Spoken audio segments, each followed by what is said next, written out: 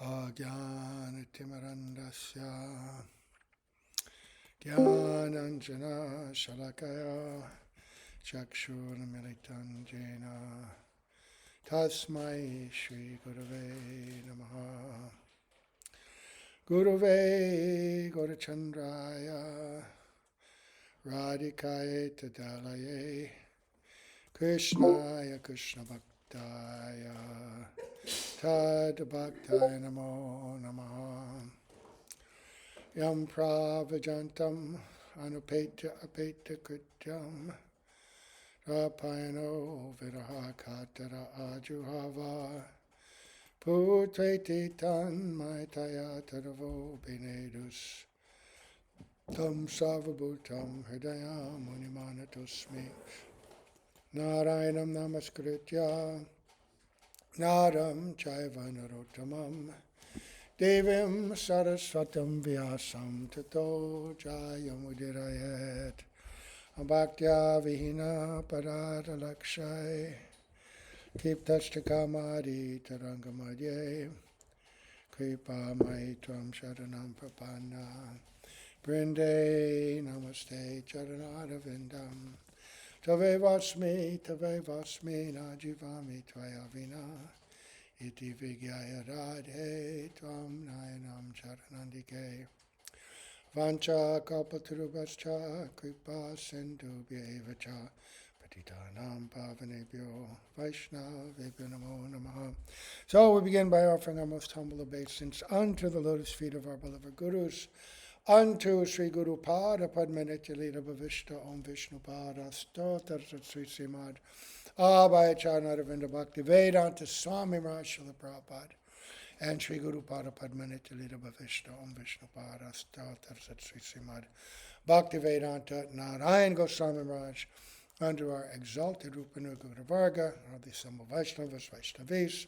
So, yesterday we were reading chapter 23 of 10th Canto, Srimad Bhagavatam, starting, this is the pastime where Krishna meets with and blesses the Mathura Brahmanis, the wives of these Mathura Brahmins, and we read a whole bunch of verses, but they didn't record. So I'm not going to reread it entirely. I'm going to read the verses and just give a quick review of what we read yesterday when I read them so that it's on record, and then we'll continue where we left off yesterday.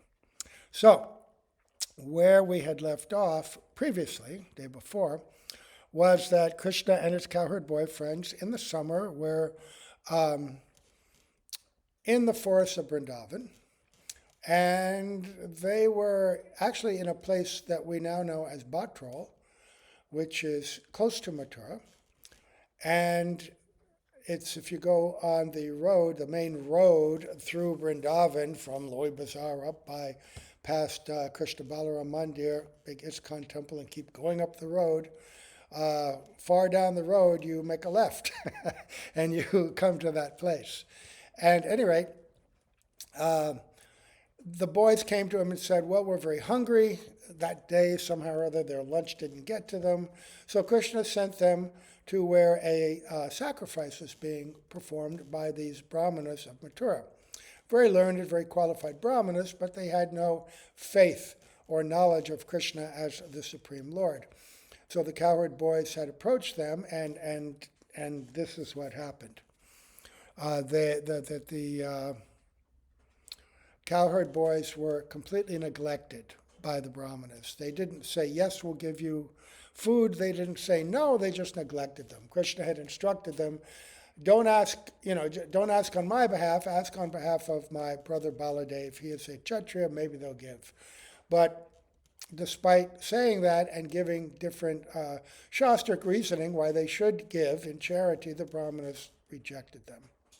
So when they went back disappointed, Krishna heard their story, and here's where we left off.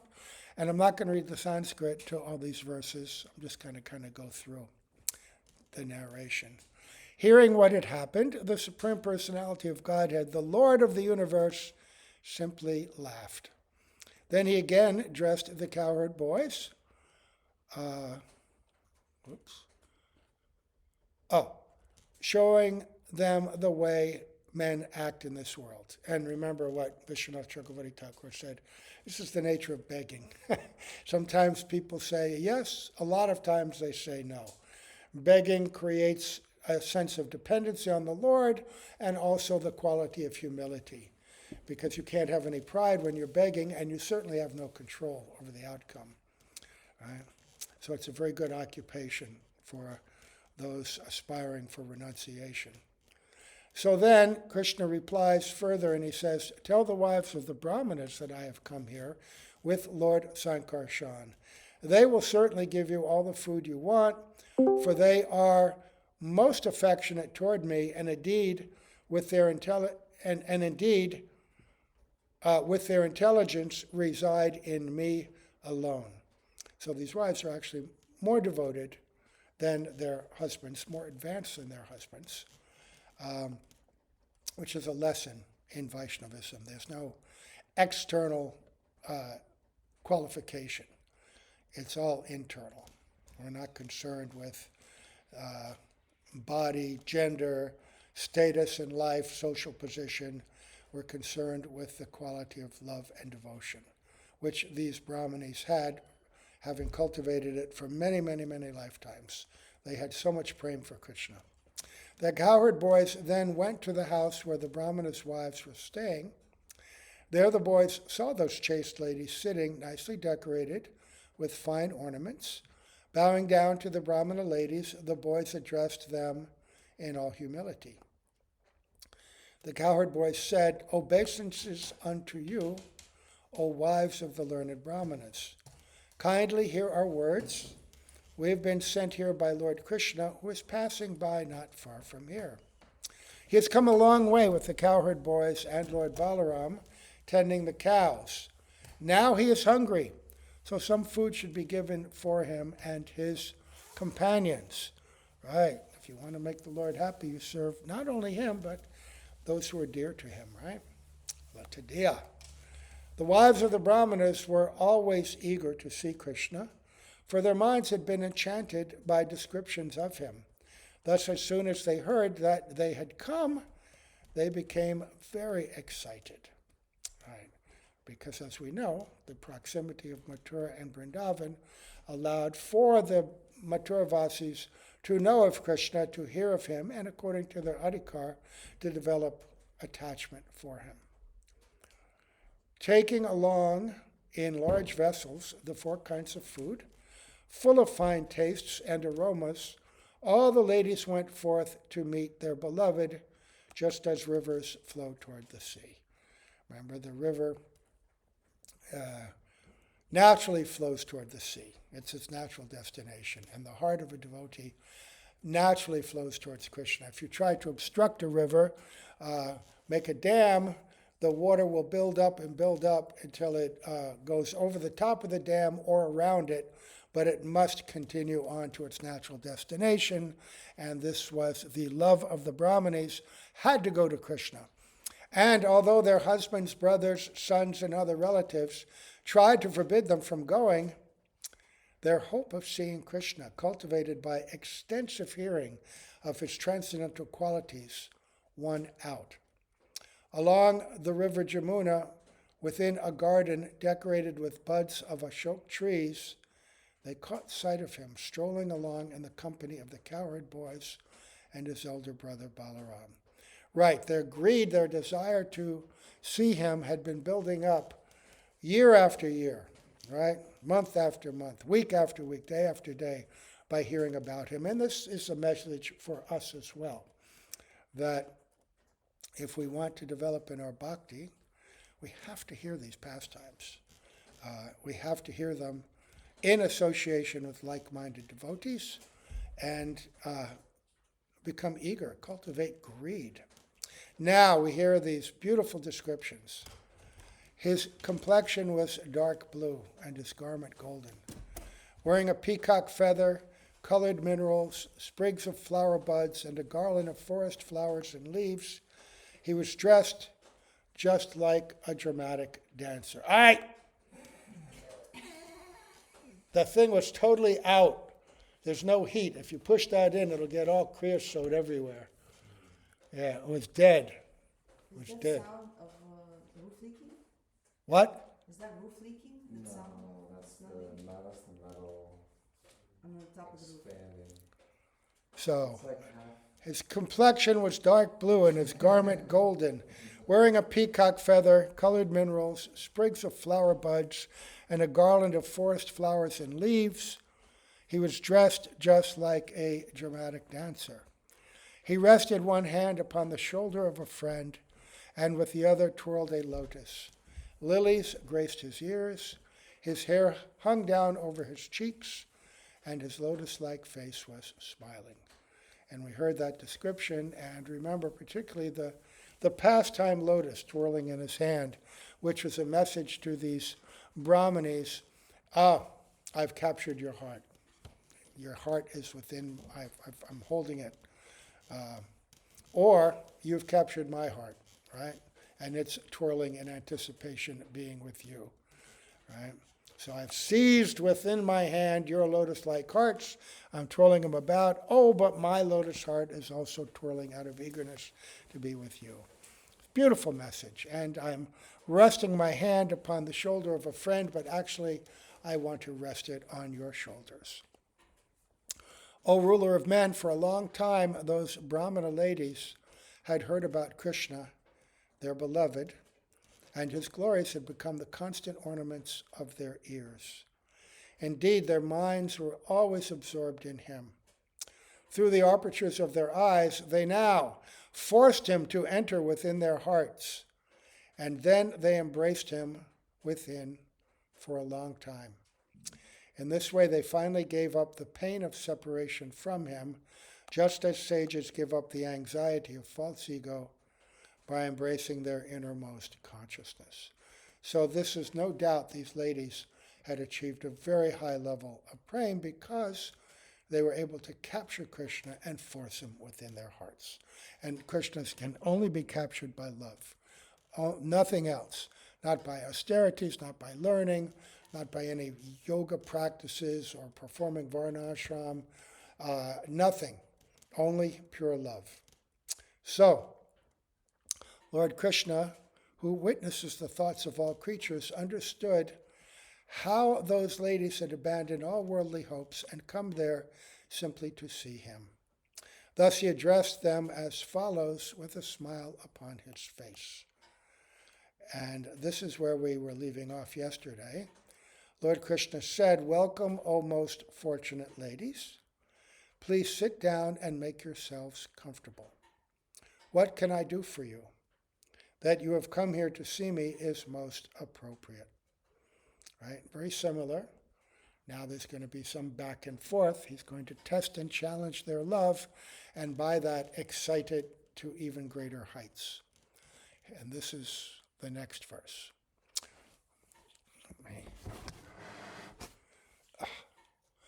Nanvada mai kurvanti kushala svartadarshina ahaituki haranhitam bhaktimatma priyajata.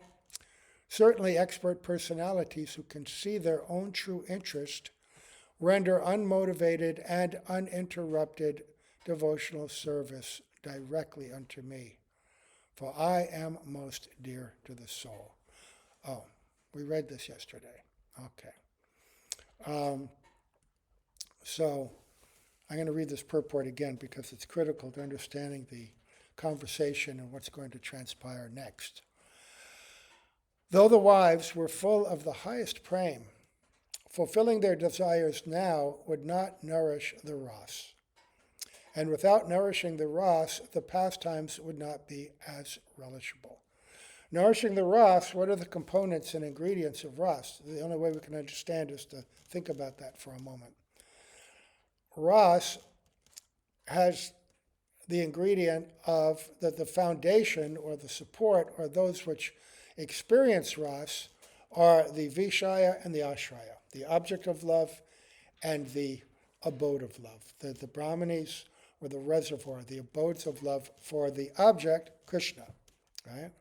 And then there are different stimuluses, udipan, which are the environment, the fragrance of the forest, Krishna's own beauty, right? The peacock feather on his head, all the things which you see and experience around you which excite that love more, right? So the alambana, the support or foundation, is the vishaya and the ashraya, and then the stimulus for that. And then there is the nature of the experience itself, right?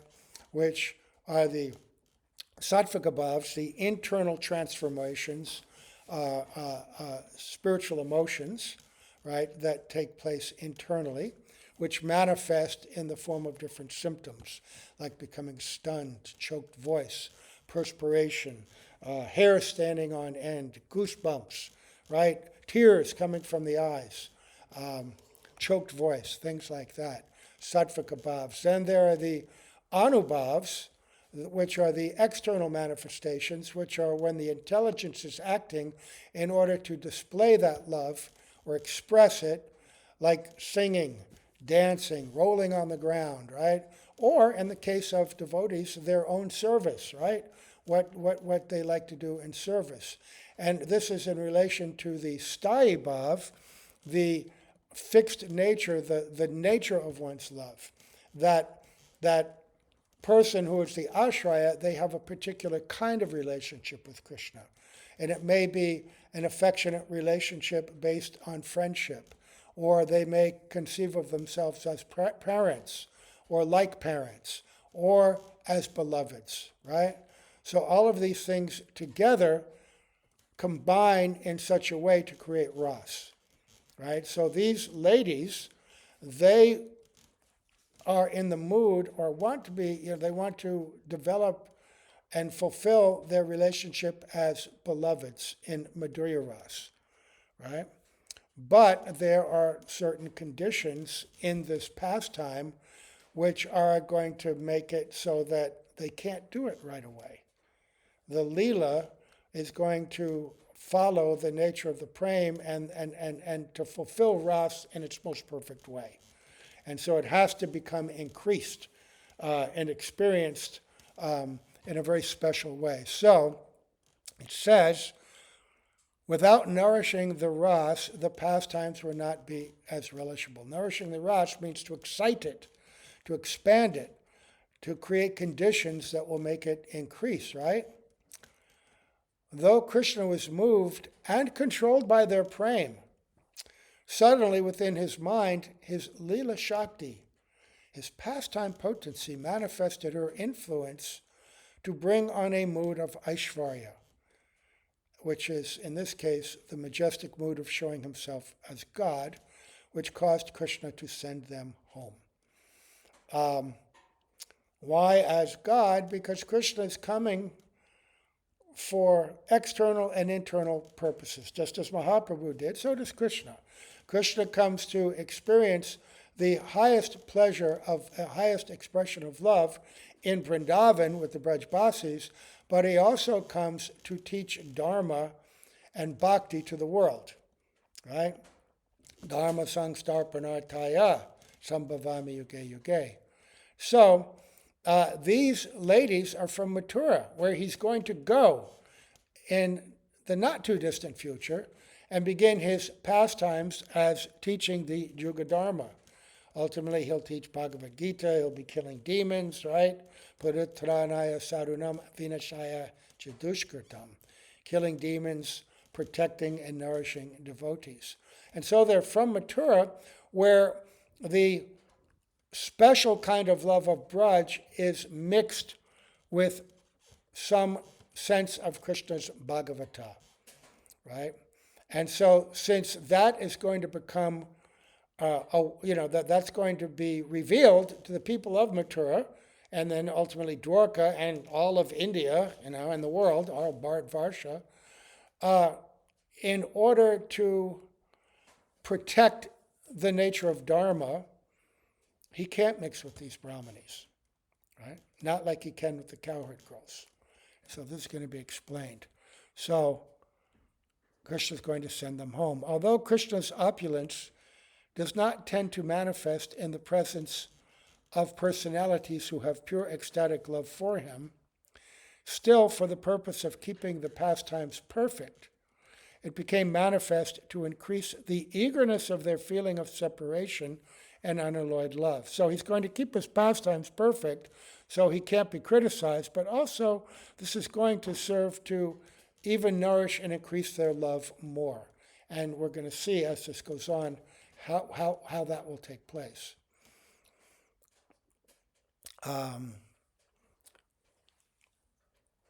Subduing Krishna's rati, it brought out his discrimination, and thus he spoke in 2 verses according to the mood of Aishvarya.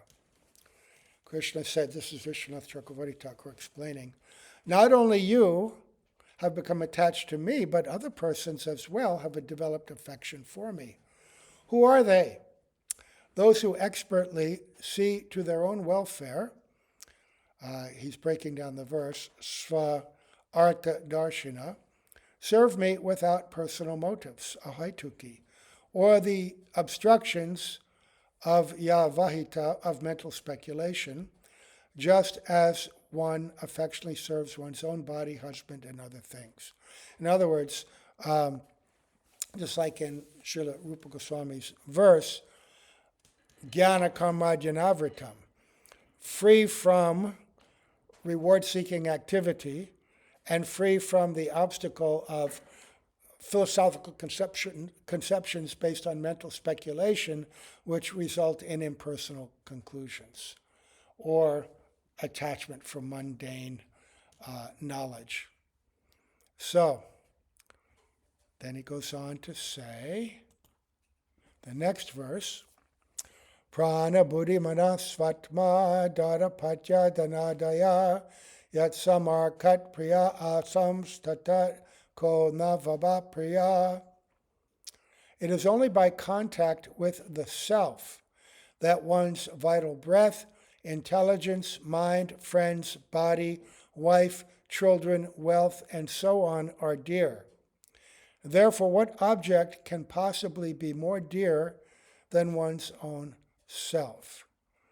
So now he's giving logical reasons for what he's going to tell them to inspire their intelligence, and also here Vishwanath Chakravarti Thakur explains, to inspire them with intelligence, Krishna uses logic to pacify the Brahmanas' wives.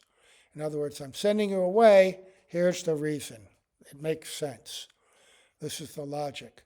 Quote, it is because of contact with the self that one's vital breath, intelligence, friends, body, wife, children, and wealth are dear. What could be more dear than the self?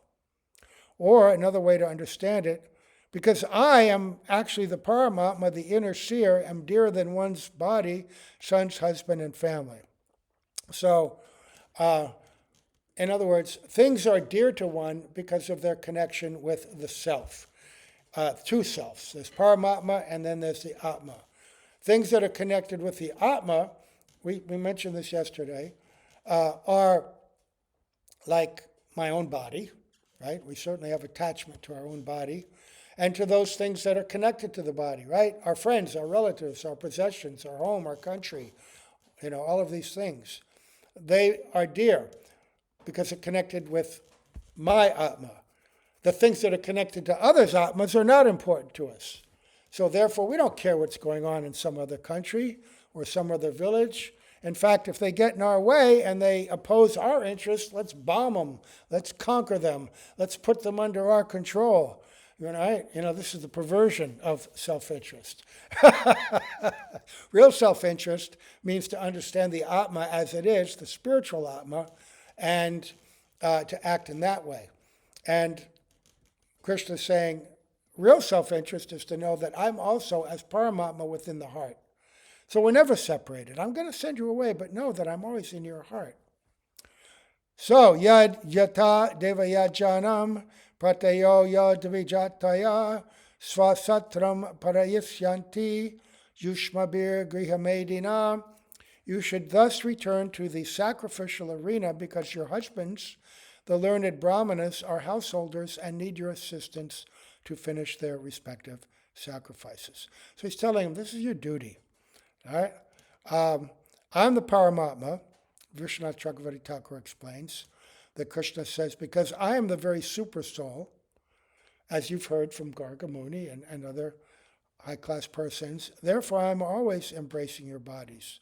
Don't worry, we won't really be in separation. And the Brahmanas reply, but how can we return, giving up you? You're the Paramatma standing before us. What do we care about something in the heart when you're right here in front of us? And Krishna says, no, your husbands need your assistance to complete the sacrificial rituals, which I have proclaimed necessary and how to perform them in the Vedas. So go do your duty. This is my order. And then you will see me in that yajna as well. Right? Yagyata karmano nyatra loko yam karma bandhana. Right? Krishna says, I have given this sacrifice. I am there in the yajna. Now, this is where they reply. The wives of, so we read all up to that. Now the wives of the Brahmanas replied, O Almighty One, please do not speak such cruel words. Rather, you should fulfill your promise that you always reciprocate with your devotees in kind. Now that we have attained your lotus feet, we simply wish to remain here in the forest so that we may carry upon our heads the garlands of tulsi leaves you may neglectfully kick away with your lotus feet. We are ready to give up all material relationships. Okay, now the obstacles being presented. And this is very interesting. As we heard before in the previous pastime, the young Brajakumaris, they were able to obey Krishna's order, which is a different kind of pastime because they were being offered the opportunity to show the topmost level of surrender. They had taken birth in Braj, right, because of even greater qualification than these Brahmanis had. Their love had become perfected to a greater degree. And so the only obstacle to them completely fulfilling their relationship with Krishna was not their bodies, because they didn't have the bodies of Brahmanis. They were cowherd girls. They were qualified like that. Krishna's gopis. He's a gopa, they're gopis, right? But the obstacle of shyness and chastity and what would be inappropriate, that a young girl should never be exposed in public, naked, in front of anyone, even amongst each other hardly. Well, then they're bathing in the river because they're all young girls. But then to come out of the water in front of a young boy, Krishna there, no, just impossible. But they overcame it because they knew that this is what Krishna wanted, and Krishna was giving them this opportunity, and he was in his way, therefore, accepting them as wives, because there are different ways in which one can be married, and the highest is the Gandharva, where two consenting persons express their love for each other and express their bond by exchanging garlands. In this case, Krishna allowed them to express their love in the most complete way. But now these Brahmanis have said, you're sending us home, but we can't go home. We've come here. We'll just stay in the forest and we'll render some service. We'll take on our heads the tulsi leaves that may come from you, from your feet. We've given up these material relationships. Vishwanath Chakravarti Thakur explains their mentality. Because later, this is going to be contrasted to the gopis, because later, when the gopis come to meet Krishna for Rasa Lila, he's going to try to send them back too, but they're not going to go, because they have a higher qualification. So here the Brahmanas' wives speak the same line that the gopis, Krishna's parama premi bhaktas, said at the beginning of the Rasa dance when Krishna told them to go home as well. Maivam vibo rati bhavan gatitam na sangsam. The Brahmanas' wives said, O powerful Lord, you should not speak such cruel words. the Chandogya Upanishad says, Na sa punar avartate. One who enters the spiritual world never returns to the material world of birth and death. So he's saying, I'm the speaker of the Vedas. Your duty is to be with your husbands. Now they're quoting, well, you also said, because if you're the speaker of the Vedas, the Upanishads say, one who enters the spiritual world never returns to the material world of birth and death. You should make your words true. Such as, Yayatam mam prapadyante tangs tataiva bhajamyaham. If one surrenders unto me, I will reward him. And mam eva ye prapadyante mayam eva tarantite. Those who surrender unto me can easily cross beyond all difficulties. They're quoting Bhagavad Gita, right? Or like sentiments, because, Vishnu Chakravarti Thakur is expanding their dialogue for our benefit. He's seeing this. It's hidden in the verses of Shukadev Goswami, but in the enlightened hearts of self-realized souls are seeing the whole pastime unfold. So Krishna responds to that and says, you young ladies are members of the aristocratic Brahmana community. So how can you surrender at the feet of a mere cowherd boy? The wives say, but we have already surrendered by taking the dust of your lotus feet on our heads. Since we desire to become your servants, we are obviously not maintaining a false identification as members of the so-called Brahmana community. You can certainly ascertain this from our words. Okay, we've given that up. You calling us Brahmanis, we've given that up. We've renounced that. We've left our husbands. We know the repercussions, right? They're not going to take us back. So we've given that up. We're just your servants. That's our only identification. But then Krishna reinforces this and says, I am a cowherd boy.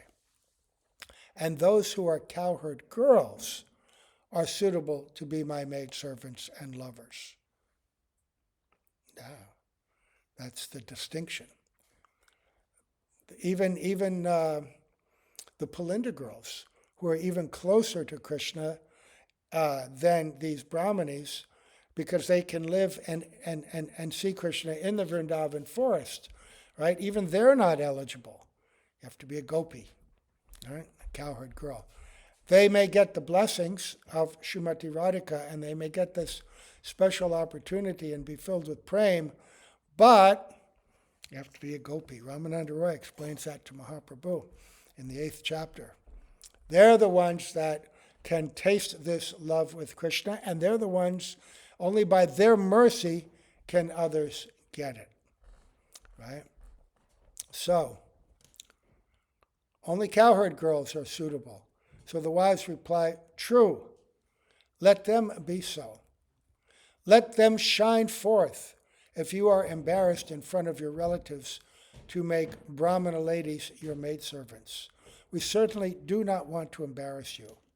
We will not go to your village, but will rather remain in Vrindavan like presiding deities of the forest. We simply desire to perfect our lives by any contact with you. Let us be Vanadevis, right? Let us be like the Palinda girls. Let us just be closer to you. Nearby, we can catch a glimpse of you time to time and perhaps render some service to those who are dear to you. We will be happy to remain at a distance and simply pick up the tulsi leaves that may have fallen from your feet, or which have been crushed by the feet of your lovers after they have embraced you, or which have fallen under your flower bed and been mercifully given to us by your servants. We will bind these tulsi leaves in our hair.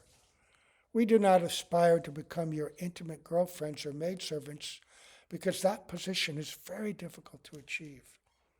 So they're showing great humility and submission. We want to be dasa, dasa, das, anudas.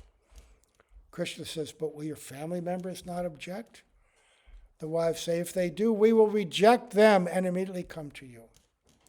And then the next verse, Grinanti no na pataya pitaru sutava na bratra bandhu surada kuta eva chanye tasmad bhavat prapadayo patitam manam no nanya bhaved gatirarindam tadvidehi.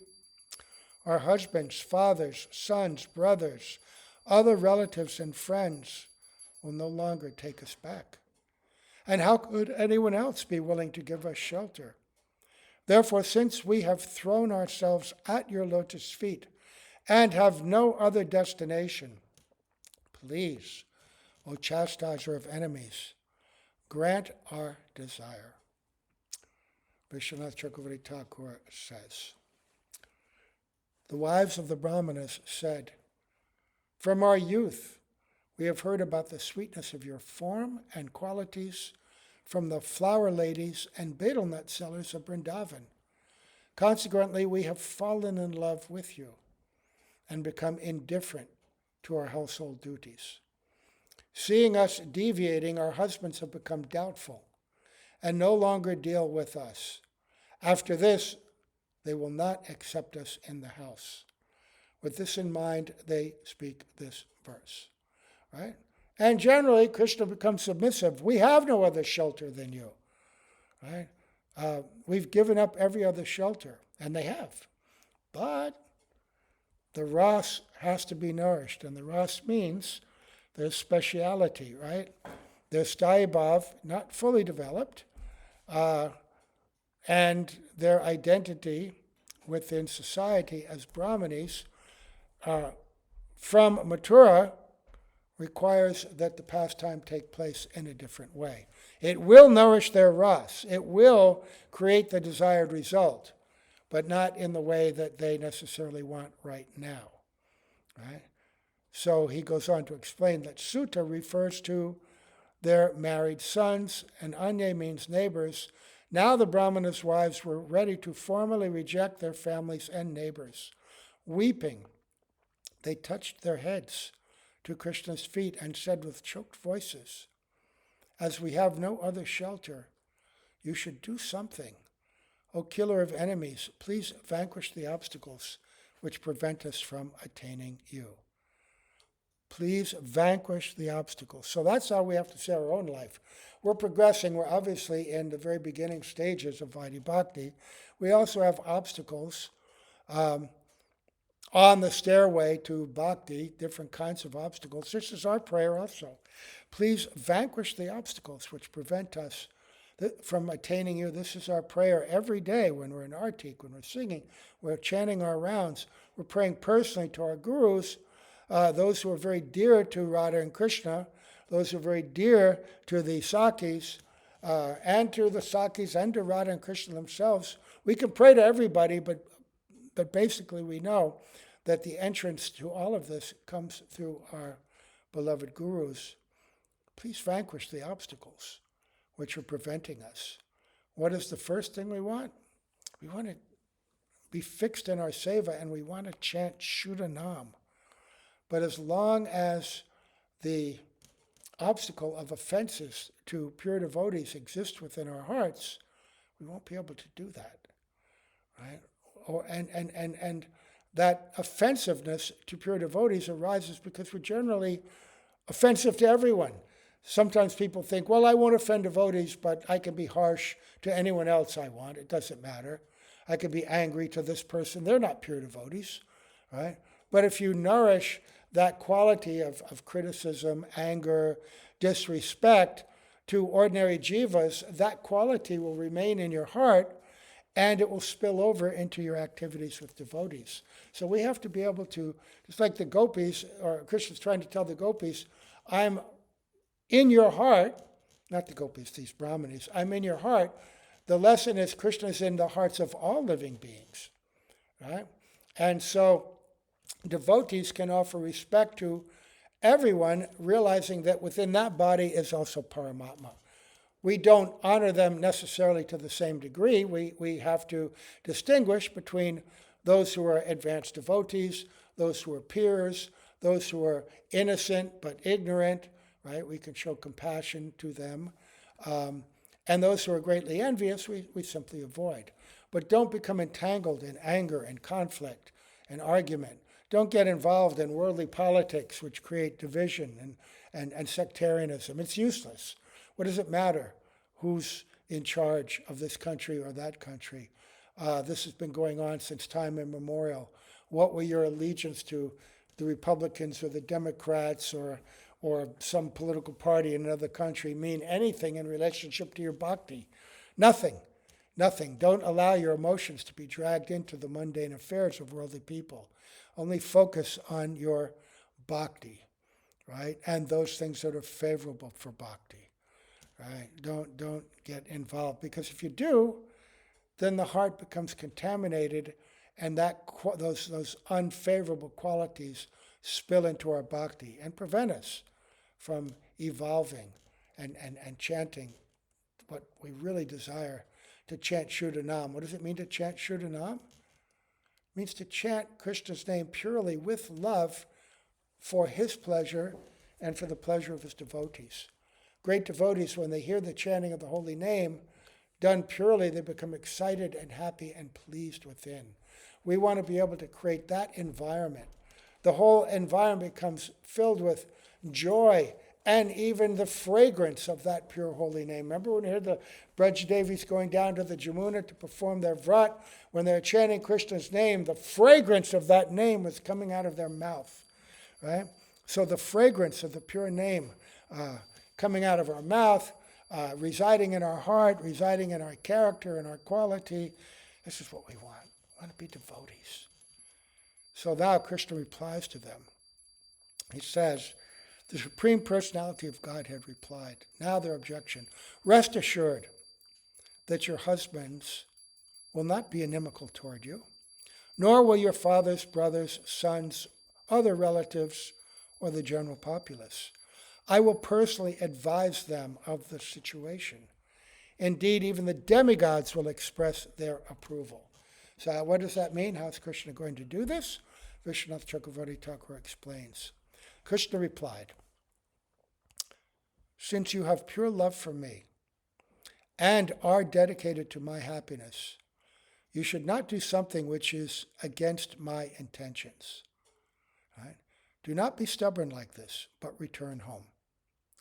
The wives reply, O topmost of learned personalities, being women from aristocratic families, even the sun does not touch us. We have disobeyed our husbands, neglecting them as insignificant as blades of grass, and come a long way from our village to be near you, who are famous throughout Braj as being licentious. If we try to return home, our husbands and others won't allow us to enter the village, and out of anger they will surely kill us. Anticipating this, Krishna answers the Brahmanas' wives in this verse. There is no use in unfounded fears.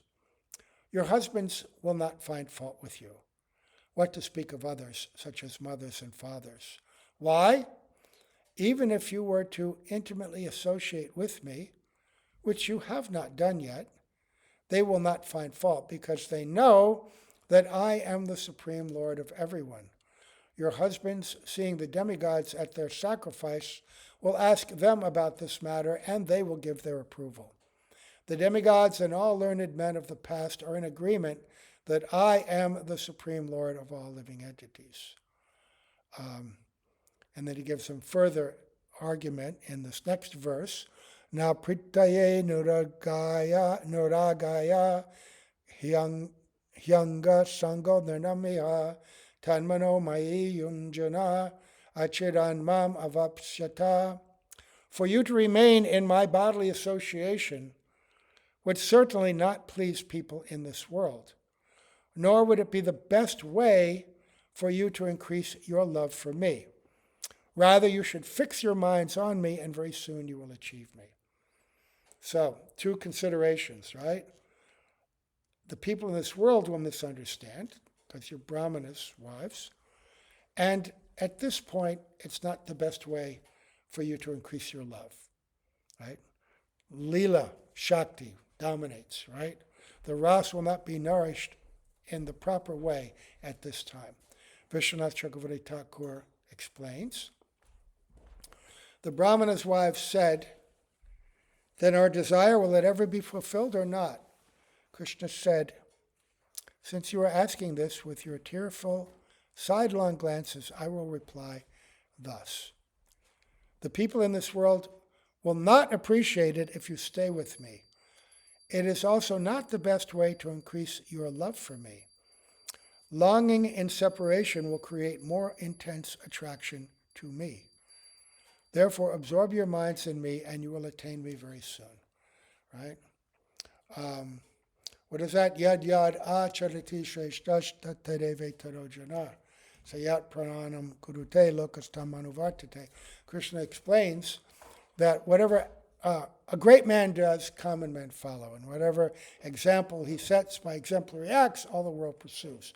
So people in the world will not understand this, that if I've come to establish Dharma, and I, as a cowherd boy, at this point, and interacting with you in this way, they would perceive it inappropriate and condemn you and me and not understand or appreciate my teachings.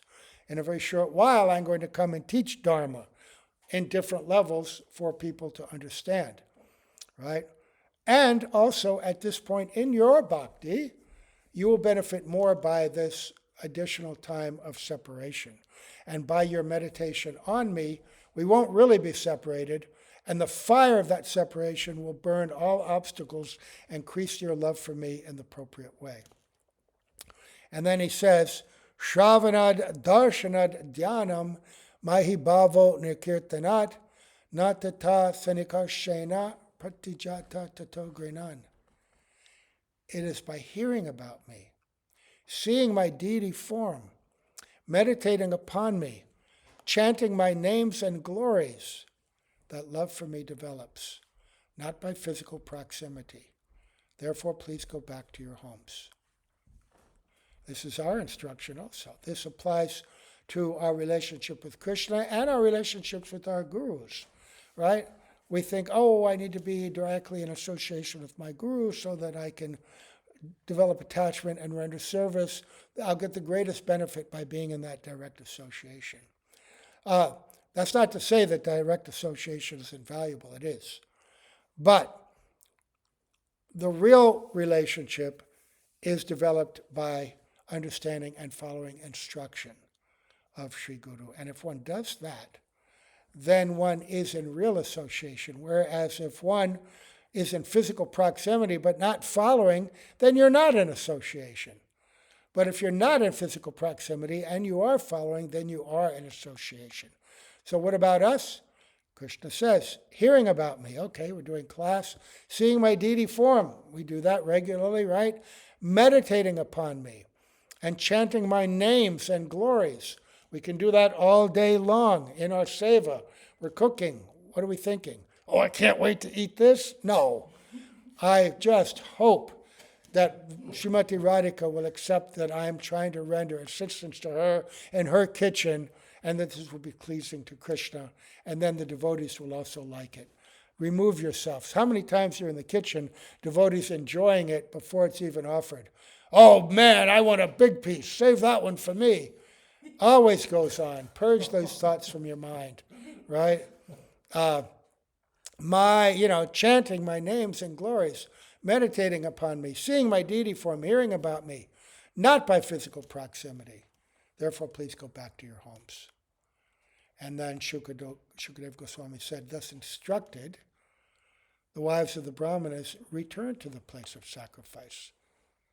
And the Brahmanas did not find any fault with their wives, and together with them finished the sacrifice, because Krishna's super soul went into their hearts and changed things. We're going to start from that point tomorrow, because there's a really important sequel to this. One lady who did not get to go, and what happened to her. Okay, so we'll stop here. See, yesterday I failed in recording this, but today it worked. Okay, all glories to Srila Prabhupada, all glories to Srila Gurudev, all glories to the assembled devotees, all glories to the Mathura Brahmanis, right? All glories to divine Shama Sundar. Hare Krishna.